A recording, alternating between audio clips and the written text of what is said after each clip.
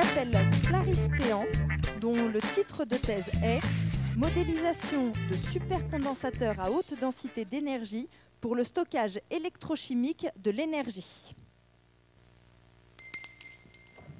Bonsoir à tous. Alors vous voyez, pas besoin de prendre de notes, je l'ai déjà fait pour vous, comme ça on pourra aller plus vite.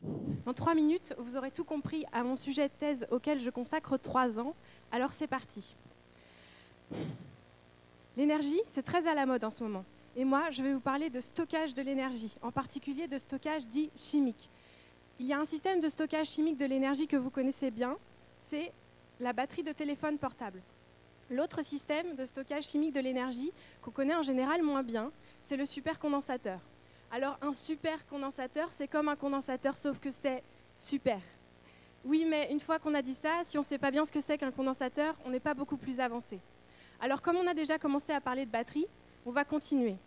La batterie de votre téléphone portable, elle se charge en quelques heures et elle dure toute la journée. Le supercondensateur, lui, il se charge beaucoup plus vite, en quelques secondes seulement. Mais l'énergie qu'il va permettre de stocker, elle est inférieure à celle de la batterie. Elle ne permettrait pas à vos téléphones portables de rester allumés toute la journée, par exemple. Pour autant, le supercondensateur a déjà de nombreuses applications, en particulier dans le domaine des transports.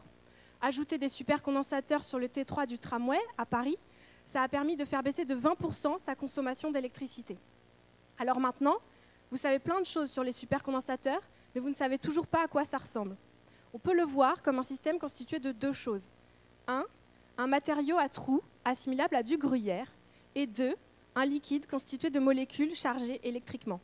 Le stockage de l'énergie, il se fait quand les molécules du liquide rentrent dans les trous du matériau gruyère.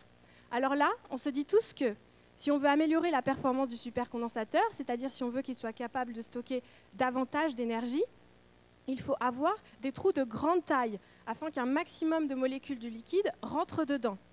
Ça, c'est l'idée qui prédominait depuis le début des supercondensateurs, environ dans les années 60, jusqu'en 2006.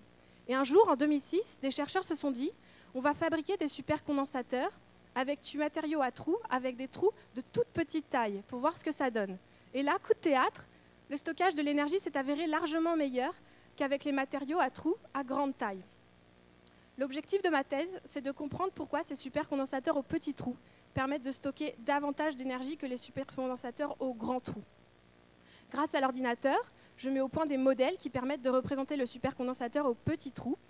L'ordinateur, c'est l'outil de choix dans ces questions qui se posent à l'échelle de la molécule, puisqu'il permet de faire des zooms à certains endroits du supercondensateur, de faire des arrêts sur image à des moments clés de son fonctionnement et de calculer des grandeurs physiques intéressantes. Ainsi, une fois qu'on aura compris comment fonctionnent ces supercondensateurs aux petits trous, on pourra envisager sa production à grande échelle et chacun d'entre vous dans cette salle le connaîtra aussi bien que sa batterie de téléphone portable. Merci, et voilà pour le supercondensé de ma thèse.